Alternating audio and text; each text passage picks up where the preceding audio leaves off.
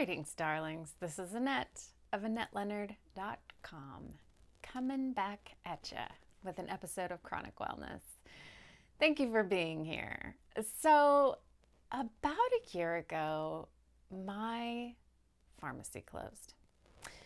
Now, honestly, I don't think anything really could have prepared me for how altogether disruptive this change was going to be. I mean, I had a locally employee owned pharmacy, and the pharmacists knew, well, my wife in particular by name, but they would see us come into the window and start to grab our prescriptions already. And we had a relationship and we're on a first name basis with the pharmacist.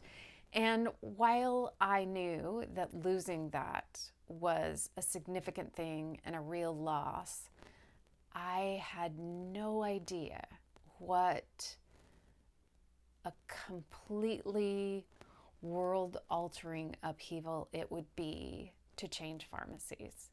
From the fact that none of my prescriptions tranced over automatically, and folks, I have more than 60 active prescriptions, to the fact that my new pharmacy has far more abbreviated hours, to how poorly I think the communication is handled at my new pharmacy, to the new location and not being on a first name basis with the pharmacist, to the fact that they don't always let me know if things aren't in stock, and I'm not finding out until I'm driving there to pick it up and learning as I wait. There's just a myriad of ongoing hassles that have been incomprehensible and so frustrating. I mean, it's one of those things that I don't think other people in my age group have any understanding of. And so I thought, well, this is my audience. If any of them have ever had this happen, they might appreciate. And so it was because of that that I started to wonder, what else is out there?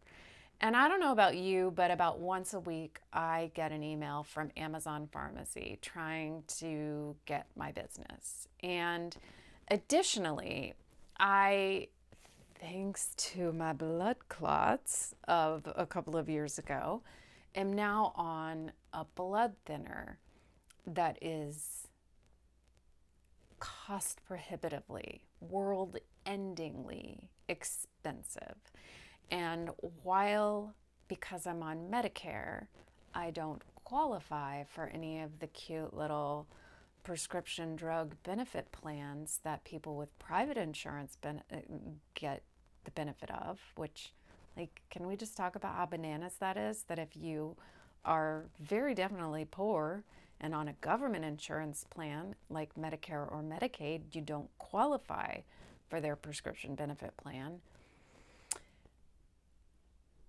But I do qualify for being on a mail order plan that somewhat reduces the cost of the med. So I get exactly one prescription by mail order.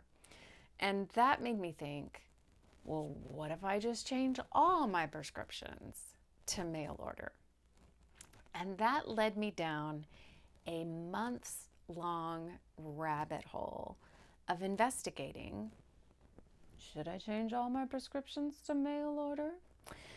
And what ensued was a wild ride of learning that from Amazon to Wegmans and everything in between, there is a whole world of mail order pharmacy out there that I really didn't have any idea about. And I think that for those of us on anything more than 2 meds a day, it's worth considering.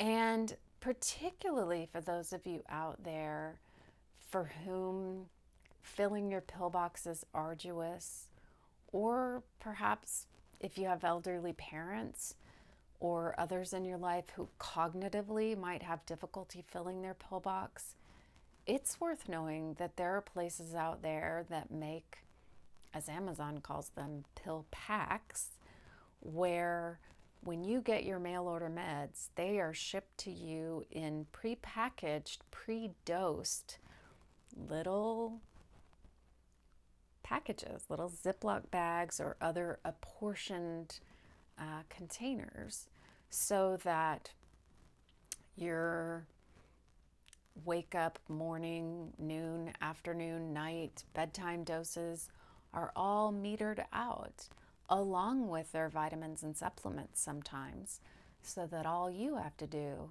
is let an alarm go off and take your meds. And I think for some, that service might be a revelation, to be able to order your meds that way and have everything come prepackaged in that respect. And in terms of waste, I think about the volume of pill bottles that I am throwing away now, because those are not recyclable. If they are and you know a way, please let me know. And I'm not sure the waste is that much different. And so mail order pharmacy seemed to me like a good idea. Now, there are things to consider from price. There are a number of mail order companies that don't take insurance, and sometimes that's cheaper, right? We've learned that from GoodRx. To availability, both in your area and of certain medications, to shipping times, etc. So it does take some legwork on your part to figure out if this is a good option for you. But I'm going to get into the specifics of what happened for me in my next video. And in the meantime, I'd love to know, do you have questions about mail order pharmacy? Have you used mail order pharmacy? What made the decision for you? Did something work really well or not work at all in your experience?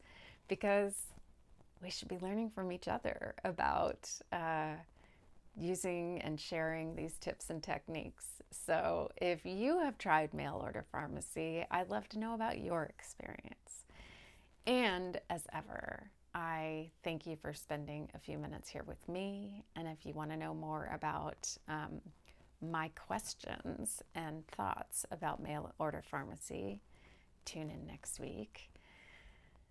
And it takes a lot of time and energy to be in these bodies with chronic pain and chronic illness, and all the more so when our pharmacies close their door. So thank you for spending a few minutes here with me. If you have the energy to leave me a review where you listen to audio podcasts, I'd really appreciate it. Otherwise, thank you for being here. And until we're together again, I hope you are tending to your spirit and finding ways to be well.